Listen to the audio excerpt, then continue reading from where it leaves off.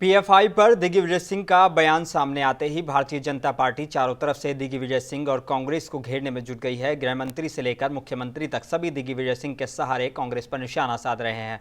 गृह मंत्री नरोत्तम मिश्रा ने प्रेस वार्ता कर दिग्विजय सिंह और कांग्रेस को ऐसे ग्रुप का समर्थक बताया। उन्होंने कहा कि हमास और पीएफआई तो बहाना है, कांग्रेस इन लोगों को बचाना चाहती है। हमास ने जब इजराइल पर आक्रमण किया तब इनमें से किसी एक का शब्द नहीं निकला।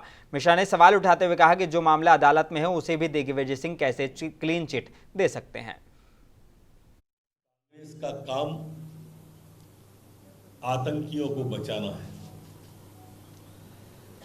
तुष्टीकरण से प्रेम, यही है कांग्रेस का असली गेम। आज तक ये बात समझ में नहीं आ पाई कि जब दिग्विजय सिंह के अपनों पर चोट होती है तो दर्द से तिलमिला जाते हैं वो। हमास ने जब इजराइल पर आक्रमण किया तो इनका किसी का भी एक भी शब्द नहीं निकला,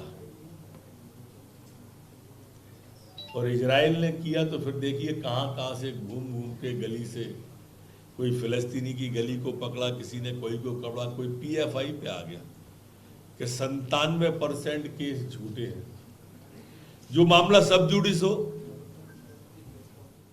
न्यायालय में विचाराधीन हो, उसको दिग्विजय सिंह कैसे क्लीन चिट दे सकते, स्पष्ट करना चाहिए। स्पष्ट कायदे से कांग्रेस के नेता मल्लिकार्जुन खड़गे जी को भी करना चाहिए